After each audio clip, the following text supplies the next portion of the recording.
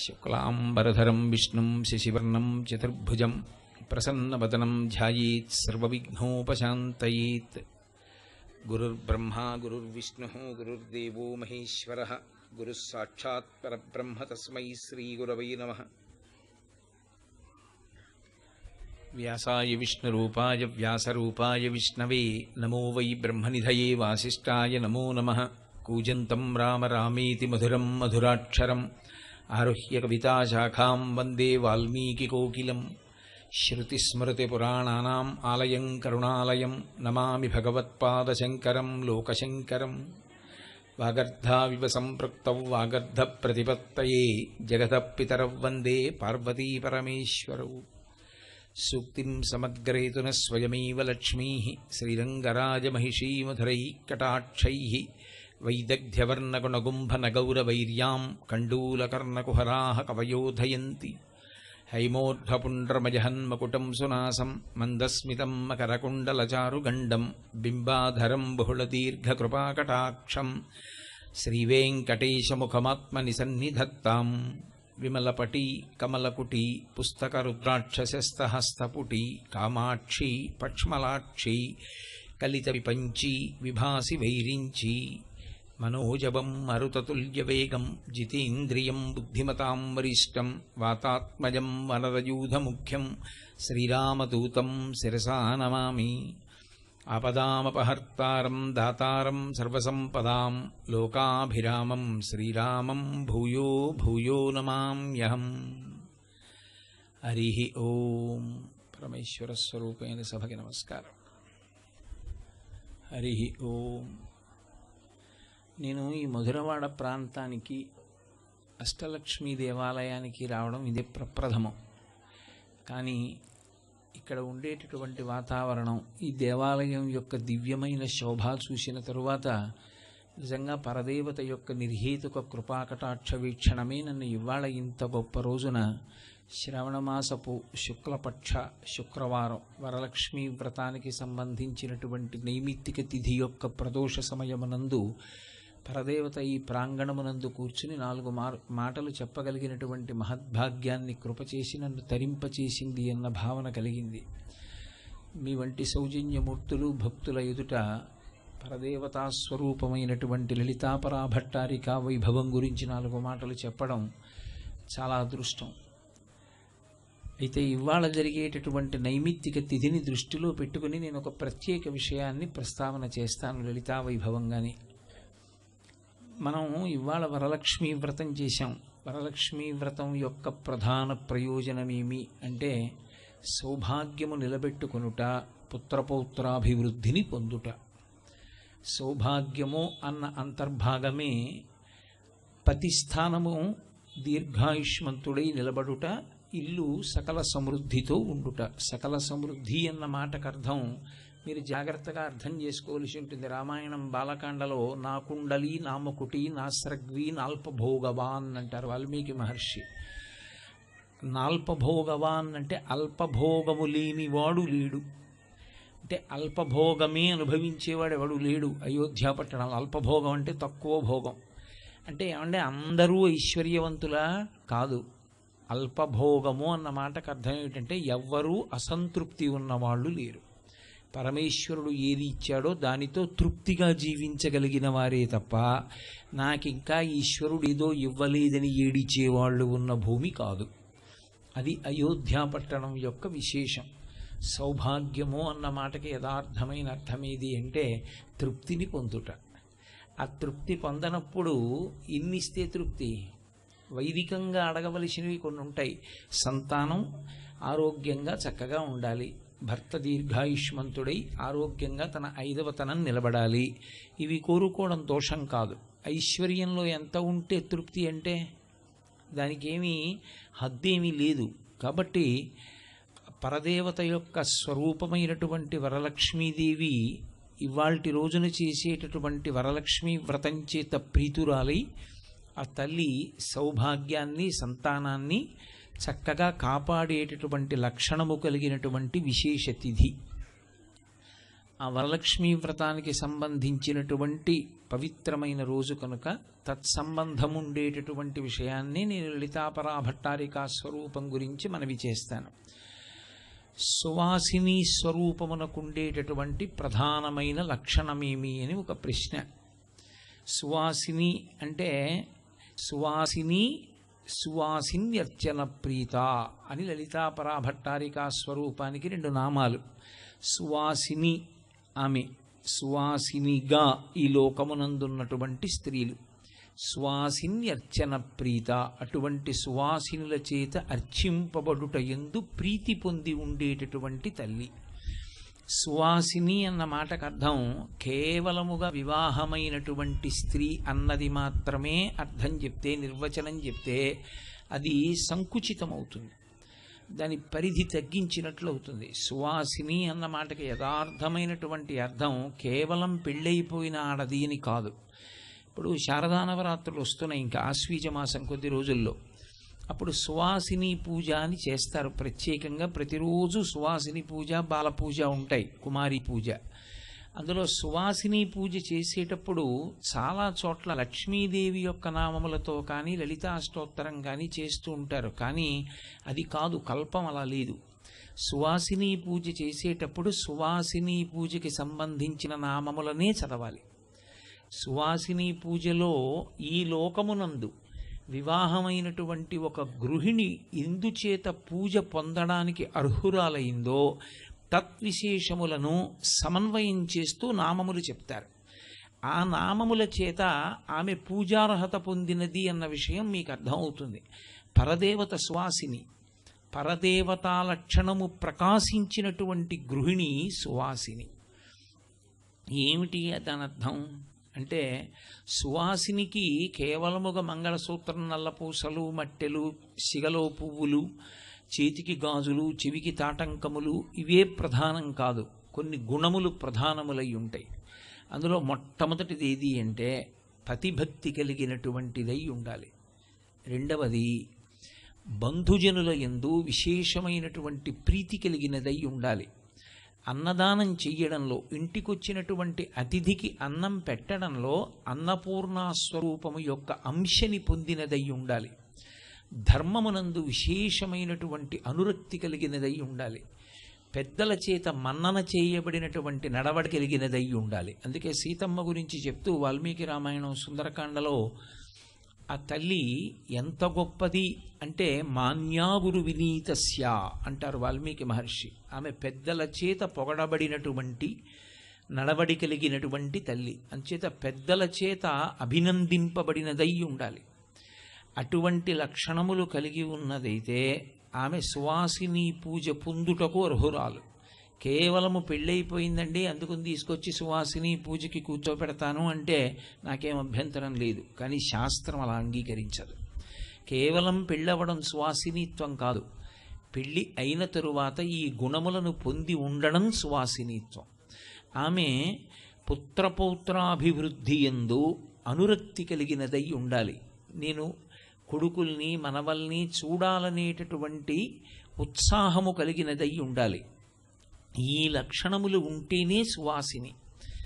ఈ లక్షణములు మొట్టమొదట ఉన్నదెవరికి అని అడిగారు. ఈ లక్షణములు మొట్టమొదట ఉన్నదెవరికి అంటే తల్లి జగన్మాత అయినటువంటి లలితాపరా భట్టారికా స్వరూపానికి. ఆ తల్లి సువాసిని. అందుకే లోకంలో ఆమె అనుగ్రహము ఎవరి యందు ప్రసరించిందో వాళ్ళు కూడా సువాసినిత్వమును పొందుతారు. ఆ సువాసిని అసలు నిత్య సువాసిని అయిన అమ్మ సువాసిన్యర్చన ప్రీత, సువాసినుల చేత అర్చన పొందుట యందు ప్రీతి కలిగి ఉంటుంది. మీరు చూడండి, మనకి ఏదైనా ఒక వ్రతం చేస్తున్నారు అంటే ఆడవాళ్ళకి సంబంధించినంత వరకు ఒక ప్రత్యేక నియమం ఒకటి ఉంటుంది. ఏమిటది అంటే స్త్రీలు చేసేటటువంటి వ్రతములన్నీ కూడా రెండుగా మారుతాయి. ఒకటి వివాహపూర్వమునందు చేసేవి, ఒకటి వివాహానంతరము చేసేది. వివాహపూర్వం చేసేటటువంటి వ్రతాలకన్నిటికీ ప్రయోజనం ఒక్కటే, మంచి భర్త రావాలి. వివాహానంతరము చేసేటటువంటి వ్రతములకన్నిటికీ ఫలితము ఒక్కటే, నా భర్త, నా మరిది లేదా మరుదులు నా అత్తింటి వారు బిడ్డలు పుట్టింటి వారు కూడా సౌఖ్యంగా ఉండాలి. మొదట అత్తింటి వారిని చెప్తుంది, తర్వాత పుట్టినింటి వారిని చెప్తుంది. మగవాడు అలా చెప్పడం, ఆడదొక్కతే చెప్తుంది. అందుచేతనే ఒక స్త్రీని ప్రశ్నిస్తే అమ్మ మీరెవరు అని అడిగితే నేను ఫలానా వారి కోడలని చెప్తుంది. అది వైదికం. అందుకే సీతమ్మ పృథివ్యా రాజసింహానాం ముఖ్యస్య విదితాత్మన స్నుషా దశరథస్యాహం శత్రుసైన్య ప్రతాపిన అంటుంది. స్నుషా నేను ఫలానా వారి కోడల్ని, దశరథ మహారాజు గారి కోడల్ని అంటుంది. అందుకే మీరు ఇవాళ వరలక్ష్మీ వ్రతాన్ని చూసి ఉంటారు. వివాహపూర్వం వివాహానంతరం కూడా ఆడది చేసేటటువంటి వ్రతంలో తన కొరకు అని ఏమీ చెయ్యదు. తన కొరకు అని చేసుకునేది ఏమి ఉండదు. మరి ఆమె ఏమి ఆమె యొక్క సుఖము, ఏది ఆమెకి ఆనందదాయకము అంటే ఆమె భర్త సుఖమే ఆమె సుఖము, ఆమె అత్తింటి వారి సుఖమే ఆమె సుఖము, ఆమె పుట్టినింటి వారి సుఖమే ఆమె సుఖము. వారి దుఃఖము ఆమె సుఖము కాదు, వాళ్ళ దుఃఖం ఆమె దుఃఖం. తనకి అంటూ సుఖము లేనిది కనుక, అంత త్యాగమూర్తి అయి జీవిస్తుంది కనుక సువాసినిత్వము కలిగినటువంటి ఆడదాని వలన నెలకి పడేటటువంటి 3 వర్షములలో 1 వర్షం పడుతుంది అన్నారు. మీరు ఇవాళ వరలక్ష్మీ వ్రత కల్పమును చూసి ఉంటారు. కల్పము అంటే ఇలాగే చెయ్యాలి అని ఋషి శాసనం చేస్తాడు. దాన్ని దాటి మీరు చేయకూడదు. మన ఇష్టం వచ్చినట్టు మనం చేశామనుకోండి, అప్పుడు ఆ వ్రతము సిద్ధిస్తుందా అంటే అనుమానాస్పదం. వ్రతం చేసే ముందు గోమయంతో అలకలేదు. మీరు ఎక్కడ మంటపం పెడుతున్నారో అక్కడ గోమయంతో అలకకుండా వ్రతం చేశారు. ఇప్పుడు వ్రతం సిద్ధిస్తుందా అని నన్ను అడిగారు అనుకోండి, నేనేం చెప్తానంటే అనుమానం అమ్మా అని చెప్తాను. ఎందుచేత భూమికి శుద్ధేది. అక్కడ మీరు పరదేవతని ఆవాహన చేసి వ్రతసిద్ధి పొందాలి అంటే ఆవిడ కూర్చోడానికి యోగ్యత ఉండాలా? ఆ యోగ్యత ఉంటే కదూ ఆవిడొచ్చి కూర్చోవడం. అలా కూర్చోవాలి అంటే ఆ భూమి శుద్ధి పొందాలి. భూమి శుద్ధి పొందాలి అంటే ఒక్కటే కారణానికి శుద్ధి పొందుతుంది, గోమయం చేత అలకాలి. ఆ గోమయం చేత అలకకుండా చేశారనుకోండి, అక్కడ వచ్చి లక్ష్మీదేవి కూర్చుంటుందా అంటే చెప్పడం కష్టం. అందుకే ఋషి ఎప్పుడు చెప్పినా కల్పంలో కథ ఉంటుంది. కథనందు మీరు ఎలా చెయ్యాలో చెప్తారు. వరలక్ష్మీ వ్రతం చేసేటటువంటి వారు ముందు రోజు వరలక్ష్మీ వ్రతం కథ చదవాలి. ఆ రోజు చదువుతానండి అంటే అయ్యయ్యో ఇలా చేయకుండా ఉంటే బాగుండేదనడానికి పనికి వస్తుంది. ముందు రోజు వ్రత కథ చదివితే ఓ ఇలా చెయ్యాలన్నమాట అని తెలుస్తుంది. కలశ పెట్టారు, పంచపల్లవాలు లేవు అందులో, ఇంకేం కలశ? ఆ గోమయంతో శుద్ధి లేదు, తండులములను సమర్పించలేదంటే బియ్యం చల్లి నూతన వస్త్రం మీద మంటపం వేయలేదు, అన్నీ దోషాలే. అయితే ఈశ్వరానుగ్రహం ఉంటే దోషాలన్నీ తొలగుతాయి, అది వేరు మాట. కానీ అలా అని దోషాలే చేస్తే ఎలా? అసలు ఈశ్వరుని యందు భక్తి అన్న మాటకు అర్థం చెయ్యవలసిన పని చెయ్యవలసిన రీతితో చెయ్యాలనేటటువంటి కుతూహలం ఒకటి ఉండాలి కదా. కాబట్టి ఏది ఎలా చెయ్యాలో అలా చెయ్యాలి. మీరు చేసినప్పుడు వ్రత కథలో ఒక మాట చదివి ఉంటారు. ఆమె ఏదో పూజ చేస్తే, తపస్సు చేస్తే లక్ష్మీదేవి ఆమెని అనుగ్రహించిందని లేదు వరలక్ష్మీ వ్రత కథలో. చారుమతి ఆమె పేరు. చారుమతికి లక్ష్మీదేవి ఎందుకు స్వప్న సాక్షాత్కారం ఇచ్చింది, ఎందుకు కనపడింది అంటే భవిష్యోత్తర పురాణంలో దానికి కొన్ని కారణాలు చెప్పారు. ఆమె మామగారి యందు విశేష గౌరవము కలది, మొట్టమొదటి మాట చెప్పారు. అసలు ఒక కోడల్ని పలకరించగానే మామగారి కోడల్ని అని చెప్పాలి. మామగారిని పలకరిస్తే నా కోడలు అని ఆయనకి మురిప ఉండాలి, అంత ప్రేమ ఉండాలి కోడల మీద. మామగారిని గౌరవించింది, భర్తని సేవించింది, అత్తని బంధువుల్ని మర్యాద చేసింది, ఇంటికొచ్చిన బంధువులకు అన్నం పెట్టింది, పిల్లల్ని ప్రేమతో చూసుకుంది, రోజూ 2 గంటలు పూజ చేసింది. చారుమతి అని ఎక్కడా లేదు. అంటే ఎలా ఉండాలో చెప్పింది ముందు. పూజ మీ ఆయన చేస్తాడు, నువ్వు ఆయనకి మడి నీళ్లు పెట్టు. మీ ఆయన పూజ చేస్తాడు, బయటకు వచ్చేప్పటికి నువ్వు ఇడ్లీ పెట్టు. నీకు పూజ అంతే. పతి సేవనమే పూజ. అది ఎవరు చేసిందో ఆమెకి లక్ష్మీదేవి అనుగ్రహించి దర్శనమిచ్చింది తప్ప చారుమతి తపస్సు చేసింది, చారుమతి ఇంట్లో పనులు మానేసి పూజలు చేసిందని భవిష్యోత్తర పురాణంలో లేదు. మీరు కూడా ఇవాళ చదివి ఉంటారు. సువాసిని అంటే ఆమెకి కొన్ని లక్షణములు ఉంటాయి. కేవలం పెళ్ళైన వాళ్ళందరూ పూజార్హత విషయంలో సువాసినీత్వమును పొందరు, నేను మన్నింపబడేదనుగాక. సువాసినీత్వము చేత గౌరవమును పొందడానికి అర్హులెవరు? పూజార్హత పొందిన వారెవరు అంటే ఎవరెవరు ఈ లక్షణములను పొంది ఉన్నారో వాళ్ళు పాతివ్రత్యము చేత పరదేవతా స్వరూపిణులై ఉంటారు. ఆ కారణం చేత వాళ్ళ దర్శనం చాలు, వాళ్ళ యొక్క అనుగ్రహం చాలు, వాళ్ళ మంచి మాట చాలు, వాళ్ళ చిరునవ్వు చాలు, దాని చేత అభ్యున్నతిని పొందుతారు. వాళ్ళ యందు మాతృభావనతో నమస్కారం చేసినంత మాత్రం చేత పరదేవతానుగ్రహాన్ని పొందుతారు. అందుకని సువాసిని పూజ. ఈ సువాసిని లక్షణం ఒకటి ఉంది లోకంలో. సువాసినికి ఉండవలసిన ప్రధాన లక్షణంగా చెప్పేది ఏది అంటే తాంబూల చర్వణం. వరలక్ష్మీ వ్రతం చేశారు అంటే అమ్మవారు దేని చేత ప్రీతి పొందుతుంది అంటే పరదేవతకి సమర్పించిన తాంబూలాన్ని మీరు వేసుకోవాలి. మీరంటే సువాసినులు. వేసుకుని నోరు ఎర్రగా ఉన్నది అంటే ఆమెకి కల్పం తెలుసు, శాస్త్రం తెలుసు అని గుర్తు. ఆమె తాంబూల చర్వణం చెయ్యలేదు. సువాసిని, సుమంగళి ఈ రెండిటి యొక్క ప్రధాన లక్షణమును విస్మరించింది అని గుర్తు. తాంబూల నిరసనము చెయ్యకూడదు వాళ్ళది. తాంబూలం తప్పకుండా వేసుకోవాలి. తాంబూలము అంత గొప్పదిగా చెప్పబడింది. కేవలముగా ఏదో తాంబూలము అంటే ఓ 3 ఆకులును అందులో పెట్టే 2 వక్కలు అని మీరు భావన చేయకూడదు. ఎందుకంటే తాంబూలమునందు ఉపయోగించడానికి తమలపాకులనే వాడతాం. తమలపాకులకు సంస్కృతంలో నాగవల్లి అని పేరు. అందుకే కదా నాగవల్లి దళైర్యుతం. దళైర్యుతం అంటే మీరు ఎవరికైనా తాంబూలం ఇచ్చారనుకోండి 3 ఆకులు పెట్టాలి. 3 ఆకులు పెట్టలేదు అంటే 5 పెట్టాలి. బేసి సంఖ్య మీద ఉంచాలి. యథార్థమునకు 3 ఆకులే. పూజలో సంబంధించినవన్నీ 3 మీద ఉంటాయి నిజానికి. అందుకే సాధ్యం త్రివర్తి సంయుక్తం. దీపం పెడితే 3 ఒత్తులతో పెట్టాలి. 3 ఒత్తులు వెలగాలి, 3 జ్యోతులు వెలగాలి. తాంబూలం ఇస్తే 3 ఆకులతో తాంబూలం ఇవ్వాలి. కాబట్టి నాగవల్లి దళైర్యుతం. దళం మారేడు దళం అంటాం కదా, తులసి దళం అంటే 3 ఆకులతో ఉన్నది అని. దానికి నాగవల్లి అని పేరు. నాగవల్లి అని పేరు ఎందుకు వచ్చిందని అడిగారు. సంస్కృతంలో ఏదైనా ఒక అక్షరాన్ని ఉచ్చరించినా దానికి అర్థం ఉంటుంది. ఏ అర్థం లేనటువంటి అక్షరములు ఉండవు. సంస్కృత భాషలోనూ తెలుగు భాష ఇలాంటి ప్రాచీనమైనటువంటి దేవదత్తమైన భాషల యందు అర్థం పర్థం లేని నిశ్శబ్దాక్షరములు ఉండవు. అవి ఎందుకు పనికిరావండి, ఉత్తిని అలా ఉంటాయి, వాటిని ఉచ్చరించక్కర్లేదండి అని అక్షరాలు ఉండవు. అవి మిలీచ్ఛ భాషలకు, అర్థం పర్థం లేని భాషలకు ఉంటాయి. COULD కుళ్ళు అనకూడదు, కుడ్ అనాలి. మరి ఎల్ ఎందుకంటే సైలెంట్ లెటర్. అటువంటి దిక్కుమాల సిద్ధాంతాలు సంస్కృతానికి తెలుగుకి ఉండవు. అందుకే అవి అంత పరిపూర్ణత కలిగినటువంటి భాషలయ్యే.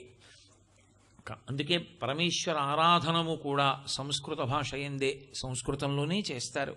ఎందుకంటే అది భావమును ఇమర్చుకోగలదు, ఆవిష్కరించగలదు. అటువంటి సంస్కృత భాష యందున్న ప్రతి పదానికి ఆ అర్థం ఎందుకు వచ్చిందో అమరకోశం చెప్తుంది.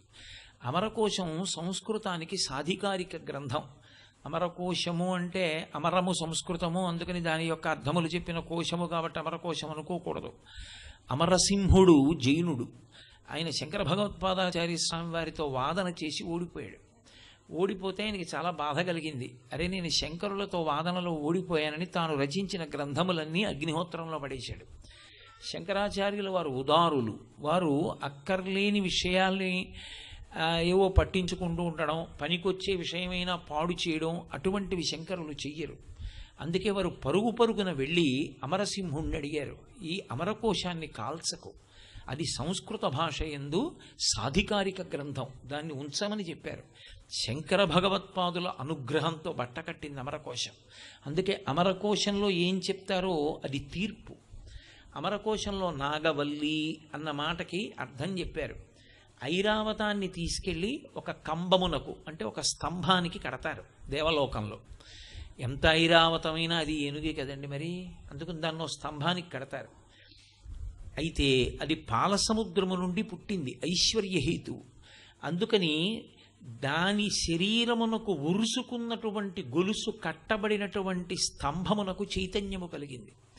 అందులోంచి లక్ష్మీప్రదమైనటువంటి తీగ పుట్టింది. ఆ ఐరావతాన్ని కట్టిన స్తంభంలోంచి పుట్టిన తీగ కనుక దానికి నాగవల్లి అని పేరు. నాగా అంటే సంస్కృతంలో ఏనుగు. ఏనుగుని కట్టిన గుంజలోంచి పుట్టిన తీగ కనుక నాగవల్లి కాదు.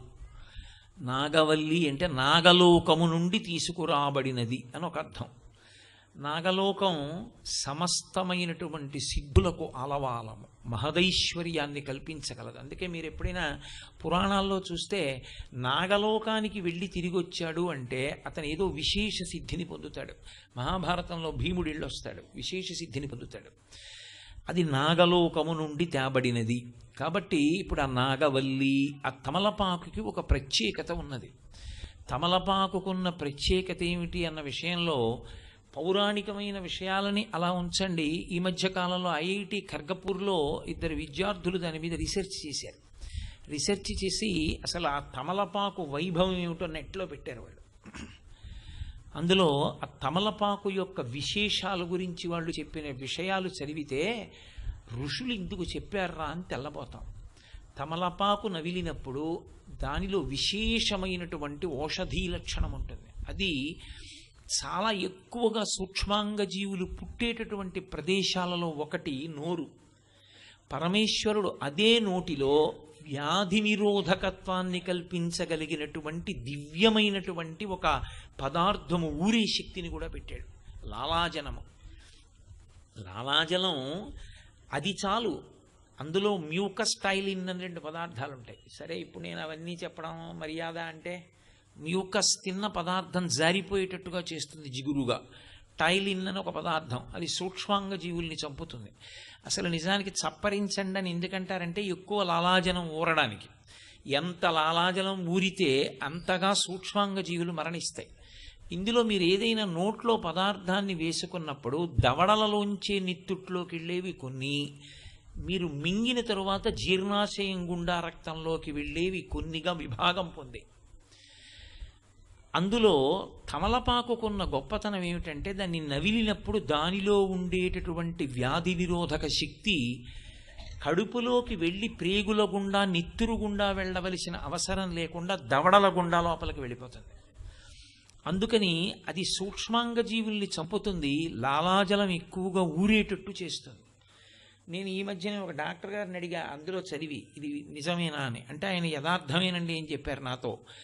పాలిపిటేషన్ ఆఫ్ ది హార్ట్ అంటుంటారు. అంటే గుండె సరిగ్గా కొట్టుకోకుండా ఏదో గుండె చప్పుడు తగ్గిపోతున్నట్టు, గుండె దడదడలాడిపోతున్నట్టు ఉంటుంది కొంతమందికి. దాన్ని నియంత్రిస్తుంది. హృదయమును నియంత్రించడం అంటే, హృదయ స్పందన నియంత్రించుట అంటే ఆయుర్దాయమును ఇచ్చుట. అంత గొప్ప శక్తి తమలపాకుకుంది. అందుకే తాంబూల చర్వణం ఎవరు చేస్తారు అంటే తప్పకుండా చెయ్యవలసినటువంటి వారు సువాసినులు. పరదేవత కూడా తాంబూలం వేసుకుంటుంది. అమ్మవారు వేసుకునే తాంబూలం గురించి ఒక్కసారి చెప్పి వ్యాస భగవానుడు విడిచిపెట్టలేదు. మిగిలినవి ఏవైనా ఒక్కసారి చెప్పి విడిచిపెట్టాడు. అన్నిటికన్నా అసలు లలితా సహస్రనామ స్తోత్రంలో ఉన్న చాలా గొప్ప విషయం ఏమిటంటే, ఏది అత్యంత గొప్పదని మీకు అనిపిస్తుందో అది అసలు మీకు కనపడదు నామాల్లో. ఒక్కొక్క చోట కనపడకపోతే మీరు భూతద్దం పెట్టి వెతకాలి, అదేమిటి ఆ నామం లేదని. విశాలాక్షి, కామాక్షి ఇవన్నీ కనపడతాయి, మీనాక్షి నామం లేదు అసలు. అదేమిటి వ్యాసుడు మీనాక్షి నామం తీసేయడం ఏమిటి అనిపిస్తుంది. మీరు జాగ్రత్తగా అన్వయం చేస్తే కనపడుతుంది. వక్త్రలక్ష్మి పరీవాహచలన్ మీ నాభలోచన, ఆ నామం మీనాక్షి. అలాగే ఒక్కొక్క విషయాన్ని ఒకటి కన్నా ఎక్కువ మార్లు చెప్తాడు వ్యాసుడు లలితా సహస్రంలో. దాని గుర్తు ఏమిటంటే అది చాలా చాలా ముఖ్యమైనది సుమా, దాని గురించి నువ్వు కొన్ని విషయాలు తెలుసుకోవలసి ఉంటుంది, నువ్వు తెలుసుకోకపోతే కనీసం నువ్వు అది ఆచరించవలసి ఉంటుంది అని చెప్పాడు. అంటే అది లలితా సహస్రనామమునందు ఒకసారి కన్నా ఎక్కువ సార్లు చెప్పబడుతుంది. సాధారణంగా మీకు లలితా సహస్రంలో ఒకసారి చెప్పినది మళ్ళీ ఇంకొకసారి నామంగా చెప్పరు. ఒక్కటి మాత్రం ప్రముఖంగా చెప్పారు, కర్పూర వీటికామోద సమాకర్ష దిగంతరా. అమ్మవారు వేసుకునే తాంబూలం, మళ్ళీ తాంబూల పూరిత ముఖి.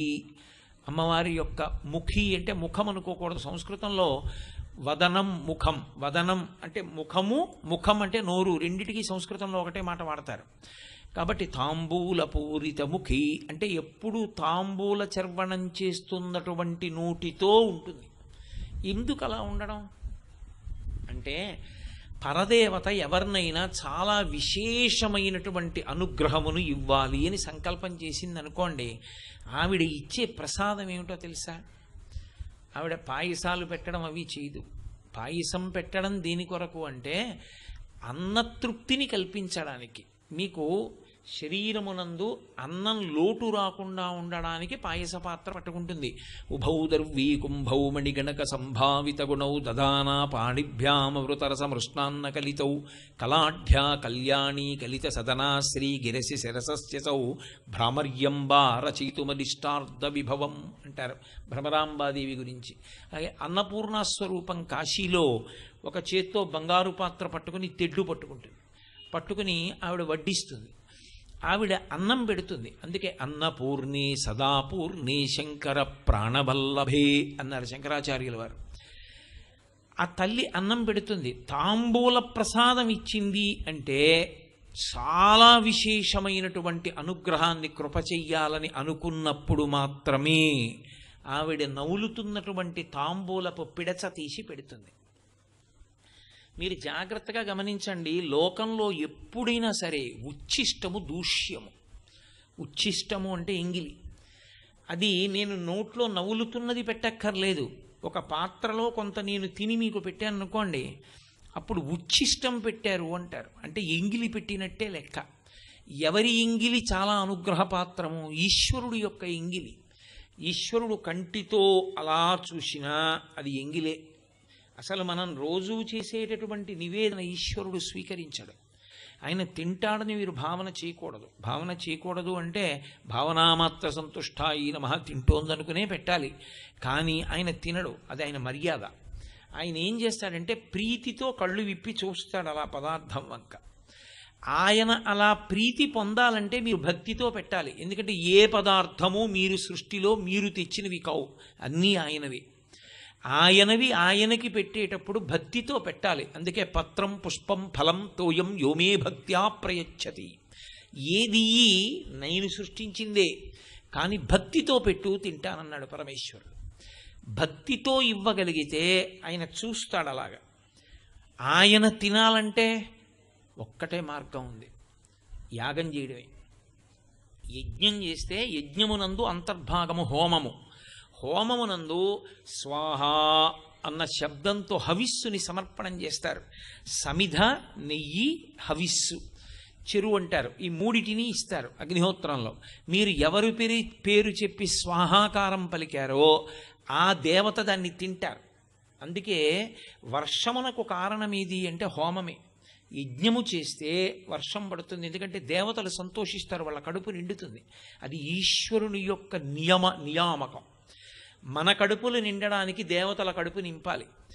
మనం ఈశ్వరుడిచ్చినవన్నీ మనం తినకూడదు.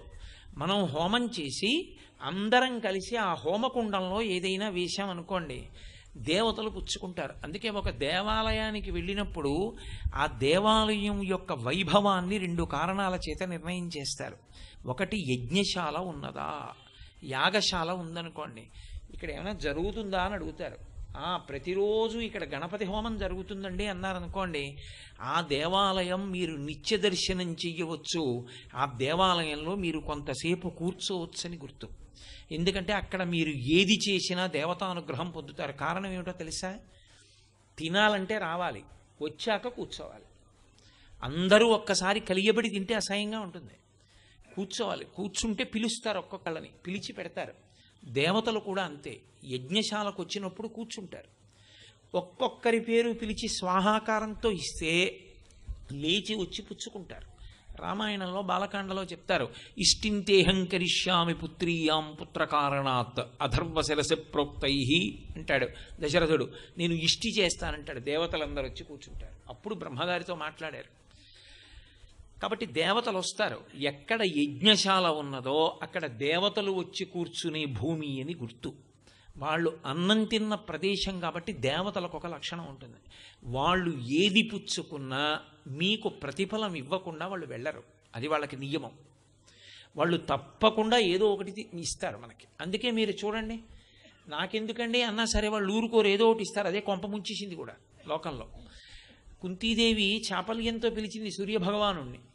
వచ్చి కనపడ్డాడు, చూశాను చాలా